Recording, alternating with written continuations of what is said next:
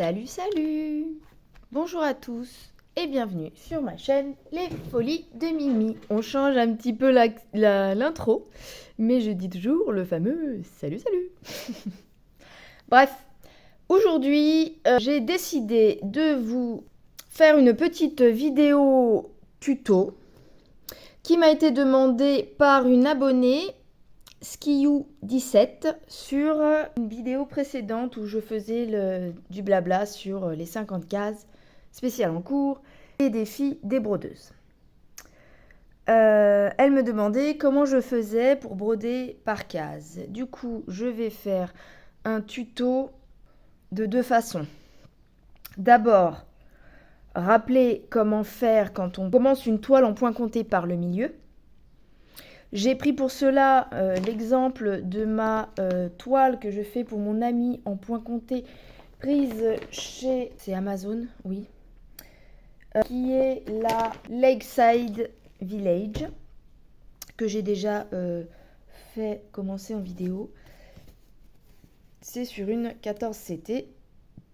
J'ai commencé par son milieu.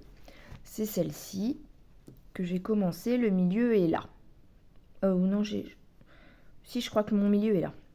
Et moi, pour plus de facilité, j'ai recadrillé parce que je me suis aperçue que je faisais par carré de 100 et je me suis aperçue que c'est tellement confetti que c'est quand même mieux d'avoir un repère de carré derrière. Donc, voilà. Je commence par ça. Et la deuxième façon, ça sera de faire son quadrillage et commencer une toile par le haut ou par ce qu'on veut du quadrillage en fait. Bref, passons aux choses sérieuses. Donc, on est obligé de commencer par le milieu et voilà, c'est pas forcément très intéressant tout le temps au niveau de ce qu'on découvre de l'image. Après, c'est chacun qui voit. Moi, je sais que j'ai appris comme ça, donc ça me dérange pas. Mais il y en a qui aiment bien voir comme ça, ou qui ont un sens. Mais moi, personnellement, ce que je trouve bien dans cette méthode, c'est que quand on a comme moi des grandes toiles, vous voyez, qui rentrent même pas dans le champ, tout quadriller, c'est fastidieux parce qu'il va falloir venir compter tous les petits points. Donc, dans des grandes toiles comme ça, moi, je trouve que le plus simple, c'est de commencer par le milieu. Donc, pour un départ par le milieu, je vais me faire de la place. Clac, clic, clac, clouc. En fait, il faut plier. Je vais essayer de... Je vous reviens dans un autre format parce que là, vous ne voyez pas ma toile. C'est pas encore ça, mais c'est quand même mieux. Je me suis mis en 0,6, c'est le maximum. Bon, là, il y a la trace. Oh, ça m'a fait une trace, ma petite épingle, là. Crotte. On a la trace de mon truc, hein, mais après, vous inquiétez pas, hein, même ceux qui brodent avec ça, des fois on dit, oh, ça fait la trace, mais la trace, elle part après. Donc, sur une grande toile comme ça, je commence par plier en son milieu. Alors, je vais juste vous montrer un truc. C'est que souvent, comme c'est le cas ici, enfin souvent, je sais pas si c'est souvent, mais il arrive qu'on ait une bordure comme ça, et ça, c'est le début de la toile. C'est-à-dire quand elle était fabriquée, c'est son début. Donc ça se décroche pas. On voit, c'est serré, vous voyez, il n'y a pas de trou d'Aïda, quoi, en fait. Les trous d'Aïda, ils commencent vraiment à partir de là. Là, c'est les trous au-dessus, quoi. Donc surtout, quand on doit plier la toile en 4, comme ceci, sur les bordures surjetées, eh bien, écoutez, là, j'ai envie de vous dire, tout va bien. On se met bord à bord, comme ceci, voilà. On se met bien droit. Des fois, les toiles ne sont pas bien droites. J'ai eu le cas dans une autre. Et on va venir plaquer la toile pour faire un pli. Je vais enlever mes aiguilles. C'est pour vous montrer, hein, ça je l'ai déjà fait, mais je n'ai plus de toile non entamée de point compté, donc il faut que je fasse avec les moyens du bord. Donc, on marque bien la pliure de l'autre côté. Et ensuite, on va replier pour faire un carré. Mais, comme je vous ai dit, il y a cette bordure-là qui ne va pas être brodée, si vous m'avez bien suivi. Donc, je vais venir mettre ma bordure à la fin de ma toile Aïda en fait, là où j'ai encore mes carrés à broder. Pas trop collé, sinon, voilà, on risque d'être un peu trop au bord. Bon, ceci dit, normalement, c'est au pifomètre, puisque les toiles, il y a souvent, voilà, les marges sur les côtés pour ne pas avoir être ric-rac sur la toile, quoi. Donc là, pareil, je viens forcer ici pour bien marquer mon pli. Alors là, ça va peut-être pas se voir, car, bah, en fait, elle est déjà travaillée, quoi, la toile. Mais du coup, quand on redéplie notre toile, bon, bah là, c'est pareil, vous verrez pas trop, mais bon, c'est pour le principe. On a, voilà, une pliure. Et donc, ce point central sera le premier point de la toile. Moi, ça m'arrive de passer une aiguille ou un fil pour me repérer. Après, à une case près, ça va pas être grave si on a de la marge.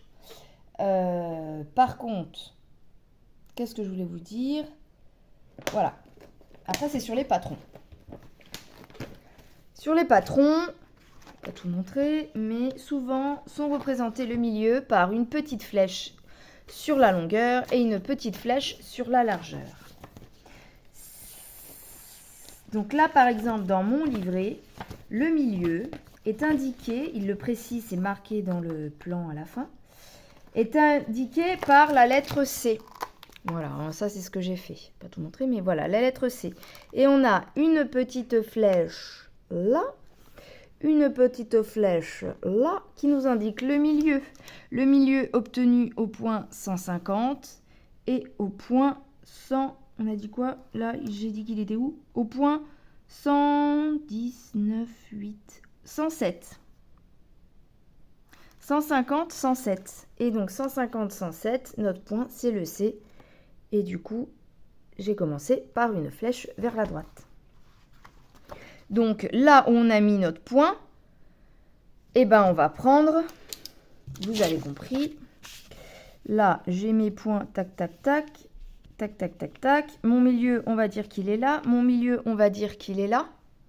Et ben ce point-là, là on a les points des toiles Aïda en fait, en schématisé. Et ben le milieu, ça sera par exemple, je dis, bah non, c'est pas ça sera, c'est souvent c'est comme ça, le point du bas.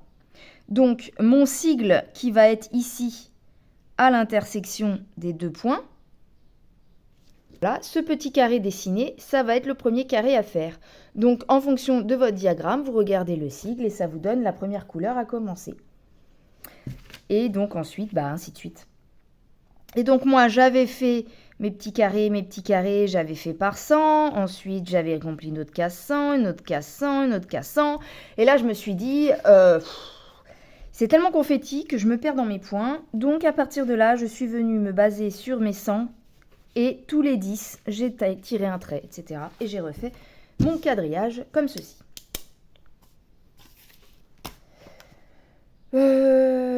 Voilà. Ah oui, une dernière chose. Si jamais vous ne trouvez pas vos flèches de milieu, eh bien, c'est très simple. On prend les points maximaux. Là, par exemple, sur mon diagramme, je vais de 0 à 300 sur la longueur. Et de 0, dans mon cas, je suis à 210, 11, 12, 13, 14. De 0 à 214. Et donc, du coup, on va faire ce nombre de points divisé par 2, ce nombre de points divisé par 2, et on va obtenir le point au niveau de la longueur qui est le milieu, et le point au niveau de la largeur, ça sera le milieu. Et comme précédemment, on prend le milieu, et on aura notre premier carré à broder. Est-ce que je suis claire? Si je ne suis pas claire, dites-le moi en commentaire. Ça rime. Voilà. Je referai ma toile tout à l'heure. Je la remettrai sur son cadre pour repartir. Voilà, voilà. Donc, ensuite, et ne pas perdre mes aiguilles. Ça, je vais la raccrocher tout de suite parce que je le sens mal. Je vais mettre stop et on passe à la suite. Deuxième partie de la vidéo, comment je fais mes cases. Pour répondre à Skiou17, qui m'a posé ça en commentaire sur la dernière vidéo des 50 cases, du défi des 50 cases spécial en cours de la page Facebook Les Défis des Brodeuses. Coucou les filles, je mettrai en barre d'infos les informations de leurs chaînes respectives. Merci aussi à Isa et ses passions qui, quand j'ai recommencé la broderie, m'a fait découvrir la méthode pour commencer dans les coins en points comptés et pas par le milieu. Moi, je ne connaissais que la méthode de commencer par le milieu. Donc, Skiou m'a demandé comment je faisais mes cases. Du coup, je vais faire un tuto. Enfin, ce tuto reprend toutes les bases pour que ce soit complet pour les autres qui ne savent pas. S'il y a des choses encore que vous n'avez pas compris, n'hésitez pas à me les dire en commentaire. Alors, j'ai un peu de mal à savoir comment je vais commencer parce que malheureusement, je n'ai pas d'autres toiles en point compté à démarrer comme ça. Parce que, comme je vous disais tout à l'heure, l'inconvénient de ça pour moi, c'est quand les toiles sont trop grandes, c'est vraiment trop fastidieux. Je n'aime pas tout compter, tous les points. Parce qu'il faut compter les points un par un. Donc déjà, première chose, il vous faut des stylos effaçables. Donc ça, c'est les stylos effaçables à l'eau chaude qui étaient fournis avec ce kit. Alors je ne sais plus si c'est ce kit ou celui du chien fleuri toile que j'ai terminé il y a quelques mois pour ma belle-sœur. Toujours est-il qu'en kit, ils vous le fournissent. Sinon, dans nos boutiques partenaires, c'est aussi dans les accessoires broderie. Sinon, je pense que ça doit se trouver dans la couture, dans d'autres boutiques. Je sais qu'il y a un truc par rapport au stylo friction, mais après, visiblement, il a été dit qu'il ne fallait pas trop les utiliser, car ça avait l'air de revenir. Mais bon, je n'ai pas testé, je ne me prononcerai pas là-dessus. En tout cas, moi, j'ai réutilisé ceux de mon kit.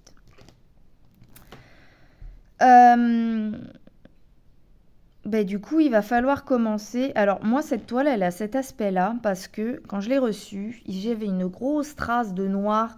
On aurait dit de la poussière agglomérée, collée au truc. Le kit avait dû traîner longtemps dans les entrepôts. Et d'ailleurs, je ne retrouve pas de même kit comme ça. Et du coup, j'étais obligée de laver ma toile avant de l'utiliser. Donc, j'ai perdu tout l'amidon et la toile est légèrement abîmée, mais on peut toujours la broder. Elle n'était pas surjetée. Et en fait, quand vous achetez une toile comme ça, non surjetée, il arrive que il y ait sur les bords une peinture bleue. Et cette peinture, je crois, que c'est une peinture qui limite les filochements en fait de la toile pendant qu'on la brode. Mais moi, comme je l'ai passée au lavage, du coup, il nous reste des traces de bleu. Mais du coup, c'est parti. Donc, j'ai eu ma toile qui a commencé à s'effilocher. Et donc, à ce moment-là, moi, j'aime pas le surjet. Ça m'ennuie de surjeter les toiles. Et du coup, j'avais testé à l'époque les trucs qui collent là. Ça colle, sauf que ça, là, des fois, ça se décolle avec la poussière. Pas top. Mais le reste de la toile reste quand même relativement bien collé. Et ça ne s'effiloche pas plus. Voilà pour la petite aparté. Donc, je m'en excuse sur ma toile qui, du coup, c'est pas pratique à vous montrer exactement. Mais du coup, je vais repartir. On imagine que ma toile, j'ai pas replié les bouts.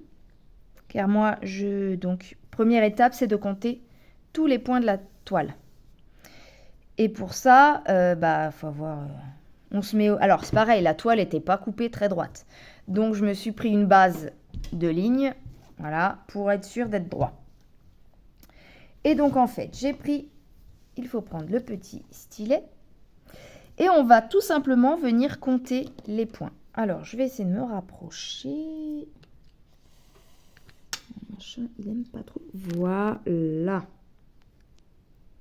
Tac. Donc, en fait, on va venir compter les petits points. On peut prendre une aiguille pour venir compter. Et on va dire que ça, là, cette ligne-là, c'est le début de ma toile. Et donc, ça sera notre premier point. On est d'accord que là, nous avons un carré. Et donc, moi, je brode comme ça et ensuite comme ça. C'est mon sens. Donc, je sais que mon début de point, c'est celui-là. Donc, je vais venir compter. Donc, on peut mettre déjà un petit feutre ici pour montrer la marque. Et on va venir compter les points. 1, 2, 3, 4, 5, 6, 7, 8, 9 et 10. Je me mets mon aiguille pour plus de facilité. Donc, soit on compte tous les 5 pour être sûr de ne pas se tromper, soit tous les 10. Ça, c'est à vous de voir. Et on va mettre un petit point. Alors, soit... Oui. Après, on peut mettre juste... Là, je vous mets un petit trait parce que c'est plus simple. Mais on peut mettre juste un point, juste de repère. Et donc, là, on va compter. 1, 2, 3, 4, 5, 6, 7, 8, 9 et 10. Bon, vous faites ça tout le long. Pareil pour la largeur en bas. On aura un compte. Tous les points de largeur de la toile, tous les points de longueur de la toile. On saura qu'on a tant de points. On va les appeler grand X et grand Y. C'est pour moi pour vous expliquer peut-être un peu plus facilement. Ensuite, on va prendre sur notre diagramme le nombre de points nécessaires. Exemple, alors je vais essayer du coup de faire comme ça. Je me remets comme ça. Exemple. Donc ensuite, on va compter sur le diagramme, sur le patron. On va compter le nombre de points en largeur et le nombre de points en longueur. Par exemple, sur mon Dembo, j'ai 1, 2, 3, 4, 5. J'ai 5 points de plus, j'ai 165 points. Celui-là, on va appeler petit x. Petit y, sinon ça va être plus simple. Petit y. Celui-là, on va l'appeler petit x. Et moi, dans mon cas, je suis à 253 points. Voilà. Donc, on va soustraire les points totaux de la toile aux points qu'on a besoin. Donc, on va faire y. On va avoir le nombre de points de la toile, la largeur, moins le nombre de points qu'on a en largeur, 165. C'est y moins le petit y. Pour la longueur,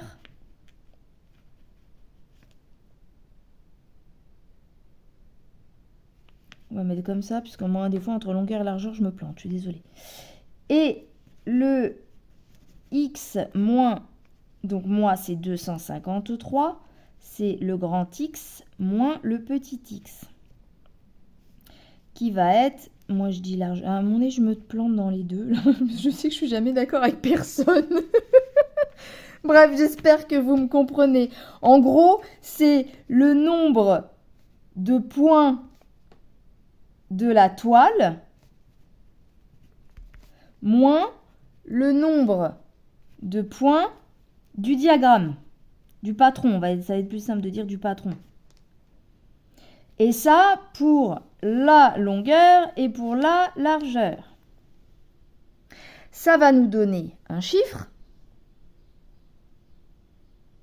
Ça sera ça, la marge nécessaire autour du cadre.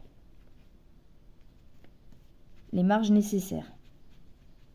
Donc, les marges sur les côtés où ça ne sera pas brodé. On divise cette marge par 2 pour avoir... Donc, si on obtient, un exemple, si on obtient 10, on divise par 2, on aura une marge de 5 sur tous les côtés. Voilà, comme ça, c'est clair. Bref. Ça, il y en a qui doivent déjà savoir, hein, c'est pas compliqué. Mais bon, autant tout dire de A à Z. Et donc, si notre marge est de 5, on va compter sur notre toile, vu qu'on a compté tous les points, on va compter 5 points avant le démarrage. Et c'est comme ça que j'ai fait, moi, mes angles. Et comme ma toile, il a fallu que je la lave. Donc, en fait, moi, je l'ai lavée après cette étape. Parce que je me suis dit vraiment, non, c'est pas possible, c'est trop crado, je vais pas broder là-dessus. Et donc, j'avais mes coins. Et c'est pour ça que, pour les marquer, j'ai passé du fil de couture dans mes angles. Et d'ailleurs, il y en a que j'ai retiré. Là, par exemple, je l'ai retiré, puisque j'ai brodé. Mais j'en ai encore ici. Je me dis que ça pourra se retirer à la fin. Vous voyez? Voilà. Je me suis passé du fil pour me dire ça, c'était bordure. Et après, j'ai lavé ma toile. Et après, ça a donné cet aspect un peu bizarroïde. Et j'ai collé par la suite mes bordures. Bref, pour en venir à la question de skiou, eh bien, une fois que j'avais fait ça, j'avais mes bords. Et donc là, j'ai recompté mes points. Là, je vais recompter 10, 20, 30, 40, 50, 60, blablabla, bla, jusqu'à moi, 200, j'ai dit combien? On a dit 165. Je ne sais pas si j'ai été claire, je suis des fois pas très douée pour expliquer, ou alors des fois j'explique mais on ne me comprend pas. Donc dites-moi si vous n'avez pas compris, sinon il y a d'autres tutos. Mais en récap, c'est pour avoir les marges, pour calculer les marges, on prend le nombre total de points de la toile, moins le nombre de points de la toile sur le patron, pour la largeur. On a un nombre, c'est notre marge nécessaire, qu'on redivise par 2 pour avoir la même chose, la même marge des deux côtés. Et on fait la même chose sur moi, ce que j'appelle longueur. Désolée, mon cadre, il ne fait pas tout. La longueur. Et donc, on a le cadre total autour. Voilà pourquoi, pour moi, c'est fastidieux de faire comme ça. Parce que là, ça va, c'est une toile, on va dire, raisonnable, mais ça prend déjà du temps. Sur une toile comme le Lakeside, là, qui est beaucoup plus grande, je ne me vois pas faire ça, en fait. Après, si vous avez le temps, il y en a qui prennent plaisir à faire ça et il n'y a pas de souci. Hein. Mais voilà, moi, je le fais ça que pour des petites toiles, sinon je démarre par le milieu. Et donc ensuite, j'ai juste eu...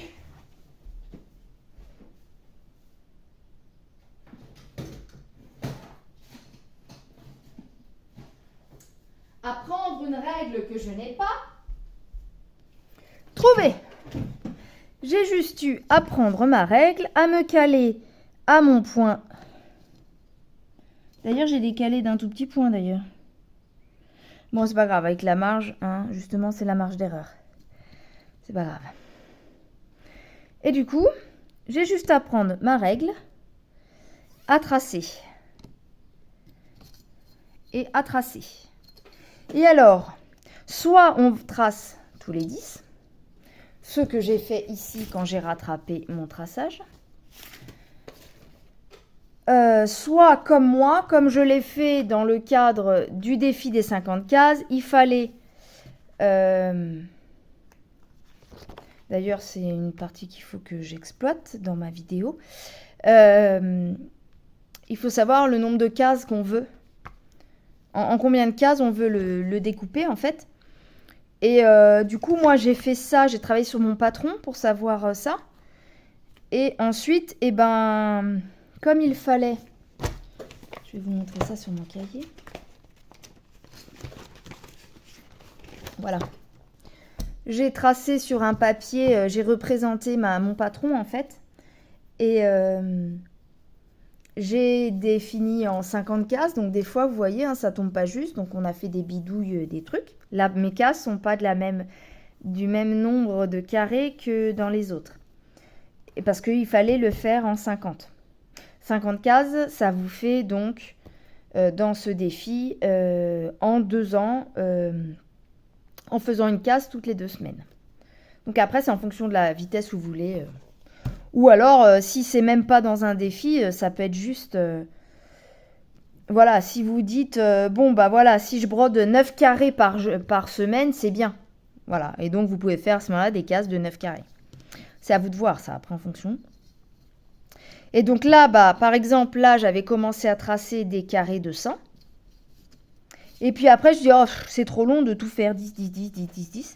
Donc après, j'ai carrément repris mes points sur ce que j'ai fait à côté.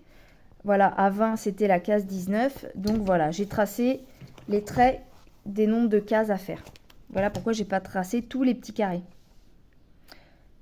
Mais effectivement, on s'y retrouve encore mieux sur la toile Lakeside, là. Là, j'ai fait tous mes carrés.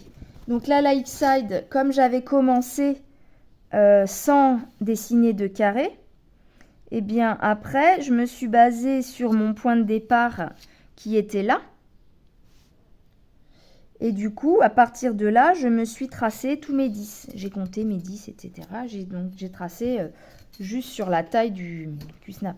C'est pas un Q-snap, mais sur la taille du tambour, quoi, en fait. Donc voilà, et puis là, pareil, pour se retrouver plus facilement, j'ai besoin, donc quand je fais le défi, je regarde sur quelle case c'est tombé. Je vois, voilà, par exemple, la case 40, c'est à 80 et à 30. Et 110, 30. Donc voilà, mais pour plus de facilité, on a bien ici 80, 110. Voilà. Et toutes ces petites traces-là vont partir ensuite. Après, là, par exemple, le défi, c'était... moi, j'avais fait le cadre comme ça. Hein. Le défi, c'était 50 cases. Les filles avaient déjà calculé qu'elles voulaient le faire en 50 cases. Donc 50 cases, pour savoir de combien de petits carrés sont faites les cases, on va prendre le nombre de petits carrés de la largeur fois le nombre. Alors plutôt que de compter 1, 2, 3, 4, 5, là on est à 10 points. On sait que c'est 10 carrés, 10 cases, enfin comment dire, si 10 petits carrés pour un petit carré. Donc en fait il y a juste à prendre le dernier chiffre, là c'est 160, on ignore les unités pour plus de simplicité. Ça vous fait 16 carrés, on enlève le 0. Pareil pour le bas, c'est 25 carrés de hauteur, on enlève le 0. C'est 250 points, donc 25 carrés. Et donc ensuite on multiplie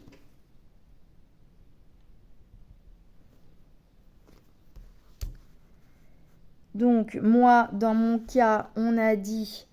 Oh, le téléphone, il tourne. Allez. 16 fois 25. 400.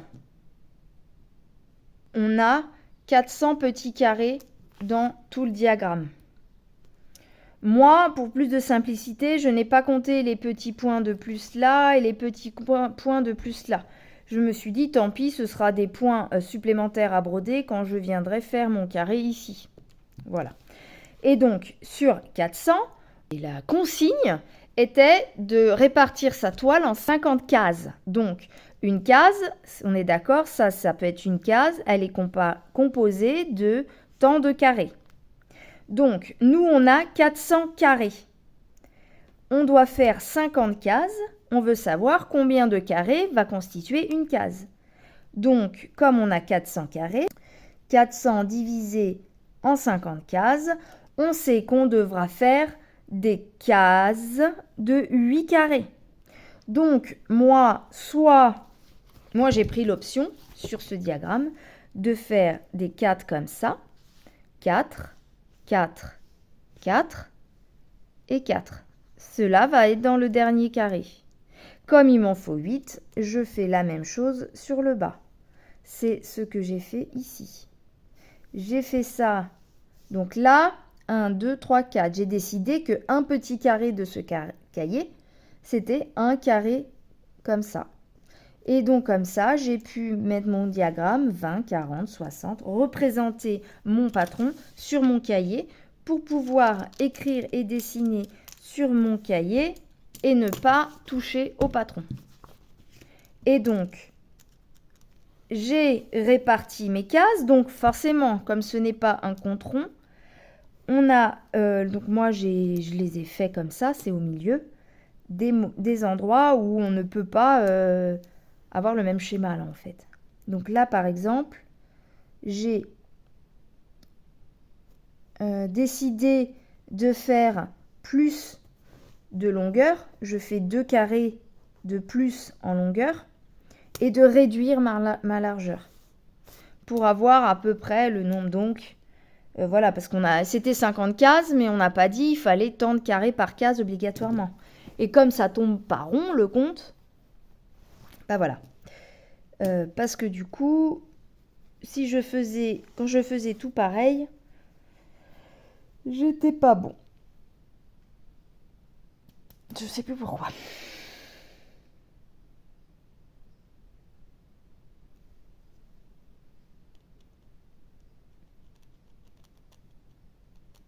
Oui, j'ai rebidouillé comme ça parce que ça me faisait une majorité de 8 cases, mais ça me faisait beaucoup trop grandes cases, donc j'ai réparti un peu différemment. Voilà pourquoi c'est bidouillé là.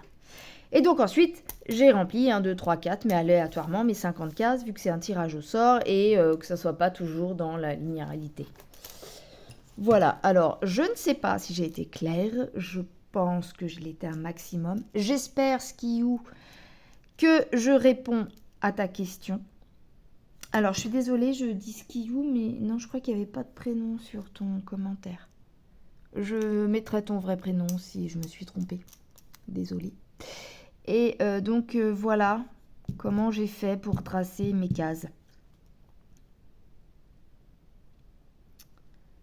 Après, sinon, c'est petit à petit, comme je vous disais tout à l'heure, tracé par petits carrés. Voilà, je vais peut-être conclure cette vidéo en commençant ma case. Quelle case a été tirée au dernier tirage? Est-ce que je l'ai noté? Non, car le tirage a dû être fait ce week-end. Si, j'ai la case 44 qui est à faire. Je le vois, je l'ai entourée. Donc ça va sortir un petit peu de l'ordinaire. D'habitude, je ne construis pas mes 50 cases spéciales en cours comme ça. Mais là, bah, pour le coup, il fallait que je fasse ce tuto. J'avais dit que j'essaierais de le faire. Eh bien, c'est chose faite. Je travaille tout à l'heure. Il est 10h55. Ouh, va bientôt falloir que j'y aille. Je ne vais pas pouvoir broder grand-chose. Il faut que j'aille chercher ma fille. Donc, la case 44, du coup, je sais tout de suite où est-ce qu'elle est marquée. Elle est ici. Donc, j'avais cafouillé, justement. Donc, la 44, sur mon truc, elle est bien à 90. Non, j'avais 50, 60, 70, 80. Ah non, c'est pas un petit carré. Moi, je me suis trompée. J'ai fait tous les deux. Enfin, même pas. 1, 2. Ah oui, c'est 10. 10, 40, 50, 60, 70. Oui, c'est ça. Deux petits carrés sur là. Un carré, c'est 5 en fait. 2 carrés, c'est 10. Et là, pareil. Ouais. Donc, c'est...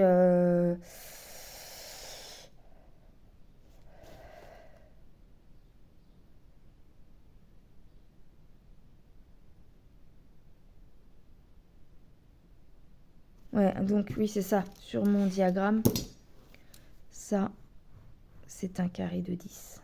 Donc, j'ai bien 1, 2, 3, 4, 5, 6, 7, 8 carrés. Voilà.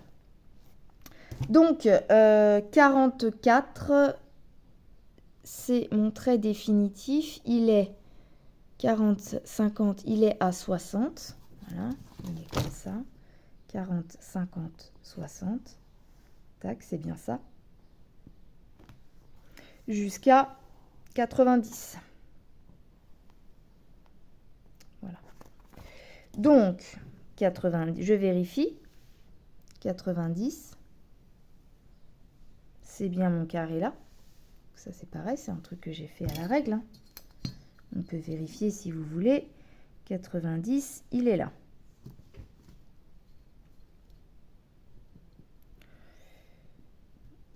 Bon, alors après, j'ai ma toile, elle a travaillé, donc elle est un peu tordue, mais c'est bien ça. Et donc, là, on est bien à donc 60, c'est ici. Voilà, ma toile n'est pas très droite, donc on est bien à 60. Donc, mon carré, on est d'accord qu'il va jusqu'à 110. 110, hop. Donc, ma case est bien de là à là. Donc, je vais mettre mon tambour. D'ailleurs, ça va me recouvrir ma petite tache là de café qui, j'espère, partira au lavage. Là, il y a des couacs des fois. J'ai une petite tache de café sur celle-là. On va bloquer le fil là pour pas qu'il nous embête puisqu'on n'en aura pas besoin dans cette case alors qu'on va avoir besoin de ces deux fils là. Je suis pas en face. Voilà. Donc, petit rappel pour mettre le tambour. On place la partie qui ne s'ouvre pas derrière. On appuie pour bloquer la toile et moi je refais un petit coup de tirage de ma toile comme ça pour bien la tendre. On resserre un poil quand même parce que si on ne resserre pas on peut tendre tout ce qu'on veut, ça ne sert à rien. Voilà. Hop. Hop. Je fais le tour de mon tambour. Hop.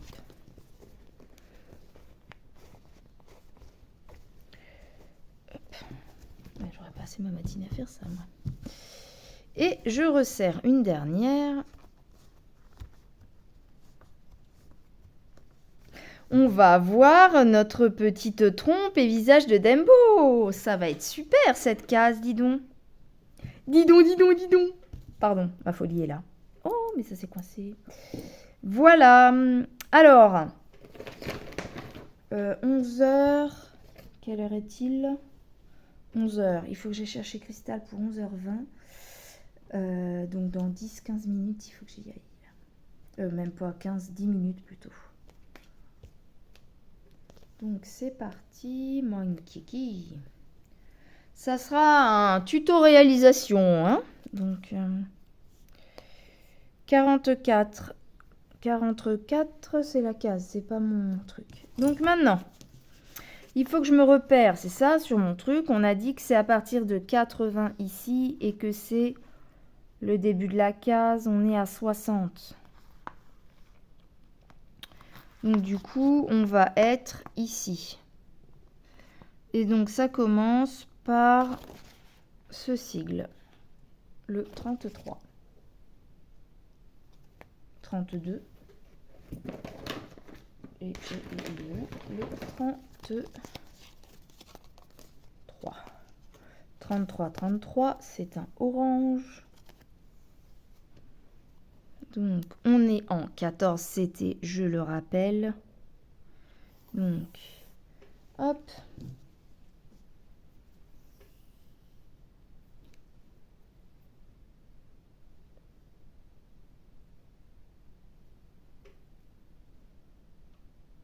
J'aurais même pas de temps de faire le montage au boulot. On travaillait de 21h de suite. C'était des gardes bien chargés. Je n'ai pas eu une minute à moi.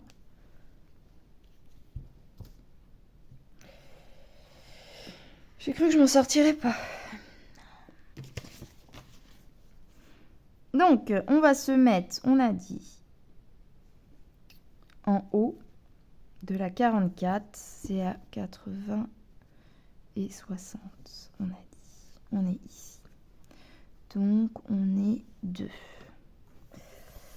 Voilà, voilà. Alors, est-ce qu'il y a du zoom possible ou non ?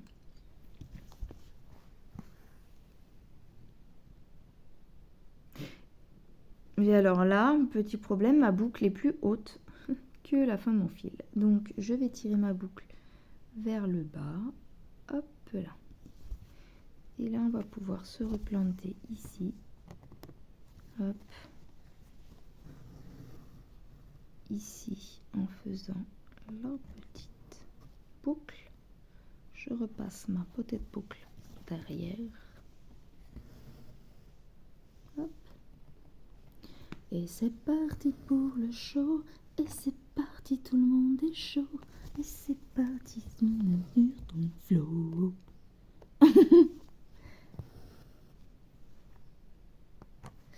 Voilà, voilà, petit Dembo.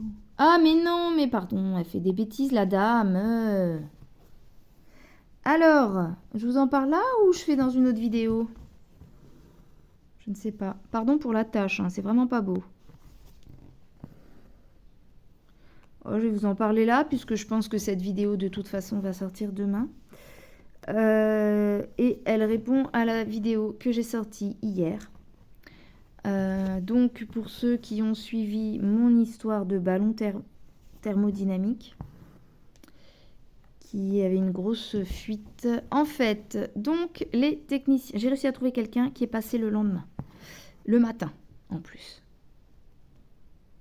On a eu du bol parce que mon mari... donc, j'appelle le matin. Moi, en fait, j'étais de garde le soir. Donc, je commençais mon travail à 13h30. 40, il faut aller être là-bas. J'ai une demi-heure de route. Et mon mari, lui, terminait à 15h30. Donc, je pensais appeler un plombier qui est connu dans la région. Et en fait, ce plombier-là n'ouvrait pas avant 9h le matin. Et je vous rappelle que lundi, c'était férié.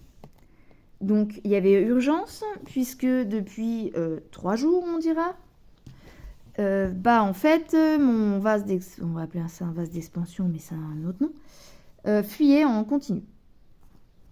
Alors, j'ai appris des choses, mais je vais vous en dire plus dans un instant.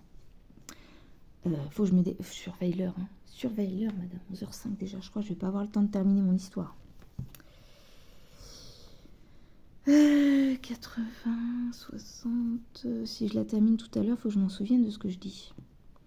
1, 2, 3... Et après, j'en ai 3, 6. Donc, le matin, je prends mon café. Je devais emmener ma fille au collège pour 9h. Le matin, je prends mon café. Je regarde sur Internet.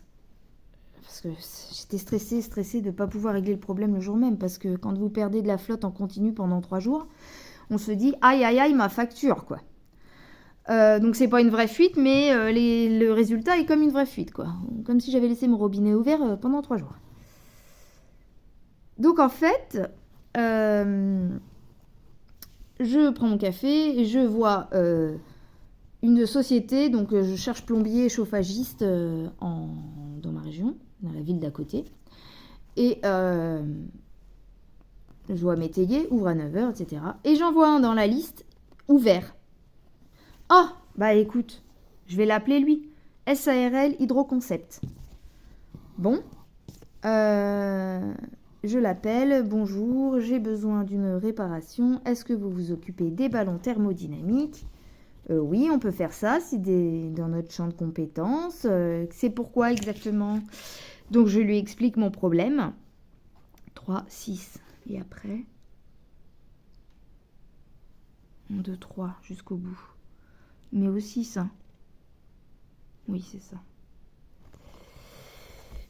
Et donc, je lui explique mon problème. Le truc, c'est que c'était férié. Ça fuit en continu. Je sais que normalement, en fait, ballon thermodynamique, en gros, il a une pompe à chaleur intégrée. C'est ça qui permet de chauffer l'eau. Et en fait, ce qu'il m'a expliqué, c'est que il y a une pression maximum dans le ballon. Et quand cette pression est dépassée, donc pression donnée forcément pour chauffer l'eau, l'eau chauffée prend de la pression du volume.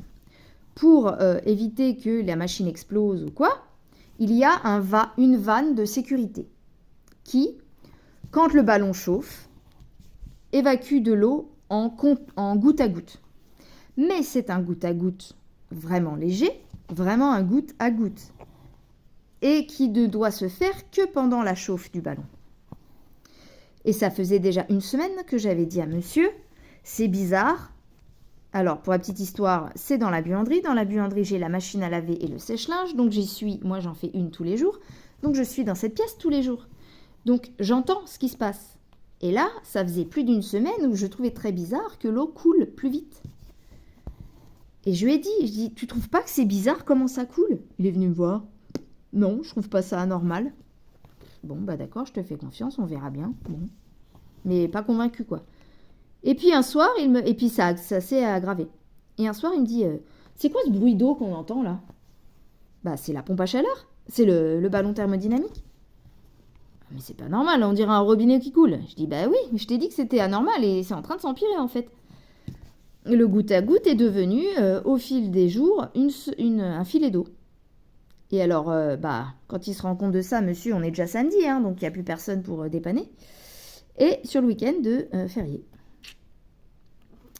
Et ça s'est vraiment accentué sur ce week-end. Et le soir où j'ai fait ma vidéo précédente, il s'inquiétait tellement de la quantité astronomique d'eau perdue. Je remplissais des seaux de flotte. Hein. Du coup, moi qui le matin était dispo, je les ai appelés. Et donc, c'est bien confirmé. Quand ils ont vu le truc, ils ont dit « Ah ouais, là, ça coule vraiment de trop. Là, il y a vraiment un problème. » Alors, je dis « Est-ce qu'il faut détartrer la vanne ?» Parce que j'ai eu le temps de me renseigner avant qu'ils arrivent.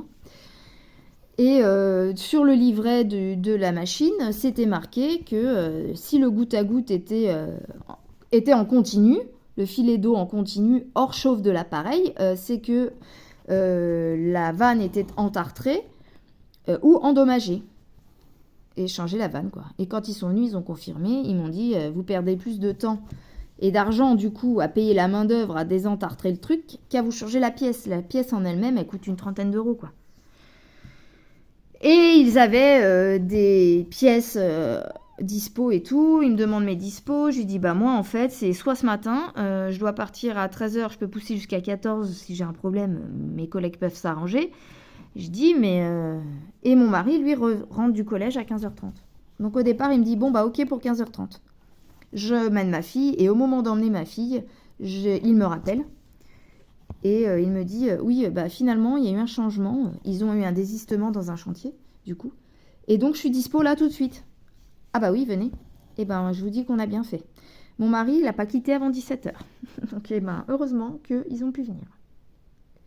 Ils ont changé la pièce. J'en ai eu pour 268 € parce que, pareil, je vais vous raconter ça. Oh, si j'ai peut-être encore 5 minutes. Pour la petite histoire... moi, en cherchant sur Internet les trucs sur le ballon, j'ai su qu'il parlait d'histoire de pression, qu'il fallait vérifier la pression à l'entrée de la pompe. Et en fait, ils m'ont confirmé, il y avait bien... Mais, il faut que je vous raconte comment ça s'est passé, c'est trop marrant. Et j'ai dit, oui, j'ai vu sur Internet qu'il y avait une histoire de pression. Est-ce que ça peut être ça qui a endommagé ma vanne? Il dit, la plupart du temps, c'est le tartre. Hein. C'est pas... Et puis, la pièce, elle a 4 ans. Il dit, en général, ça a changé tous les 5 ans. Donc bon, on était quand même dans les clous si on a une eau dure. Pardon. Il fallait en faire 2. Oui, il fallait en faire 2. C'est pas grave, on va en faire une là. Et du coup, je lui parle de cette histoire de pression. Il me dit, oui, effectivement, une trop forte pression peut l'endommager plus vite. Et il me dit, mais bon, on doit avoir une pression de 3 bars à l'entrée. Pour que vraiment ce soit le cas, faudrait que vous ayez 7 de pression, quoi. Il me dit, mais si vous voulez, il n'y a pas de souci, je vous le fais. C'est pas en plus, je peux le faire, j'ai le matos, machin. Et là, il me fait, ah ouais, quand même. Quoi? Vous avez 6 bars de pression. Je dis, ah. En fait, je vous ai demandé ça parce que il y a quelques temps, le truc d'eau, c'est un privé de ma commune, le réseau d'eau, l'entreprise qui s'occupe du réseau d'eau a fait des travaux. Et je me suis fait la réflexion que depuis les travaux, on avait eu d'un coup plus de pression. Donc si le ballon était réglé avec la pression d'avant, effectivement. Et donc il me dit, ah ouais, 6. Et donc en fait, il m'explique. Heureusement que j'étais là finalement parce que mon mari n'aurait pas parlé de tout ça. Hein. Monsieur économie, voilà. Heureusement que j'étais là, j'ai pu gérer, j'ai dit oui. Lui, des trucs, il aurait dit non. Et après, on est dans la merde. Bref. Du coup, il m'explique qu'en fait, la pression maximum du ballon est de 7 bars. Donc, en fait, on doit avoir une sortie à l'entrée la plus minimum 3 bars pour qu'il ne monte pas trop fort en pression. Et en fait, la vanne de sécurité, elle sert à ça, en gros. Quand il y a trop de pression dans le ballon, qu'il est proche des 7, eh bien la vanne, elle évacue de l'eau pour faire diminuer la pression. D'où ce goutte à goutte quand le ballon, et uniquement quand le ballon chauffe. Et donc c'est le calcaire ou cette pièce endommagée qui fait que ça peut fuir en continu. Voilà pourquoi. Donc il me dit, ce que je peux vous faire, c'est vous mettre un réducteur de pression. Et donc en fait, le résultat de ce réducteur de pression, c'est de limiter la perte en eau. Parce que c'est économique sur l'électricité, puisque c'est pompe à chaleur, etc. Par contre, si le truc est mal réglé, ça vous consomme de l'eau à foison, quoi. Donc, voilà, la pièce coûtait 33 € TTC de chez eux. Il me dit, j'en ai une dans le camion, si vous voulez, je vous le mets, je vous fais payer que la pièce, pas la main-d'œuvre supplémentaire. À mon avis, c'est parce que la main-d'œuvre, elle est en forfait à l'heure, ou un truc comme ça, et dans son forfait, il devait déjà être... il dépassait pas son forfait, quoi, je pense. Et donc, du coup, il me dit, j'ai un camion, et puis je parle avec... ils étaient deux. Je parle avec l'autre pendant qu'il va le chercher. Et puis à un moment, il me dit, ah attendez, parce qu'en fait, c'est même pas sûr qu'on l'ait. Et ils ont été super sympas, parce qu'ils l'avaient au final pas dans son camion, la pièce, et qu'ils ont fait l'aller-retour dans leur société pour aller me chercher la pièce et me la poser. En me faisant pas payer l'aller-retour... il me dit, mais par contre, voilà, vaut mieux qu'on vous le fasse maintenant, parce que si vous réfléchissez et que vous voulez le poser, on vous refera payer un déplacement, quoi. Donc, écoutez, j'ai dit pour 33 €, on n'est plus... Moi, je m'attendais à une réparation à 500 €, 350 €, on va dire. À partir de 300, et j'en suis à un peu moins, là. Donc, j'ai payé 268 € pour tout ça, donc voilà, je me dis que c'est bien. Je me suis assurée par contre que le réducteur de pression... Donc le réducteur de pression, on s'entend, ne change rien à l'entrée du ballon. Ça sera toujours 6 de pression. Mais ça évitera que mon ballon refoule trop d'eau, quoi. Si j'ai bien compris, et s'il m'a pas arnaqué. Après, à celles qui ont des maris chauffagistes ou autres, qui me donnent leur avis, peut-être que je me suis fait avoir. Ça, je ne sais pas. Et je pense que je vais vous laisser là, car j'ai fini ma petite histoire et qu'il est temps pour moi d'aller chercher ma fille au collège. Donc voilà, j'ai fait cette petite partie, le rouge là, les petits trucs rouges là, et je me suis arrêtée là. On va être autour de sa trompe et je vais pouvoir terminer une partie de son visage. Là, je suis trop contente. C'est une super casse qui est tombée. Voilà. Sur ce, j'espère que cette vidéo tuto réalisation vous aura plu. J'espère, Skiou, j'ai répondu à tes questions, que je n'ai pas fait, que tu t'en es posé des nouvelles. Je ne sais pas. Dites-moi en commentaire si ça vous convient, si j'ai des petites rectifications à améliorer, à vous donner. Si j'ai dit des bêtises, je ne pense pas. En tout cas, je m'en excuse si c'est le cas. Et voilà, je souhaite à tous une agréable journée et je vous fais des gros bisous, des bonnes petites croix et à bientôt. Bye bye.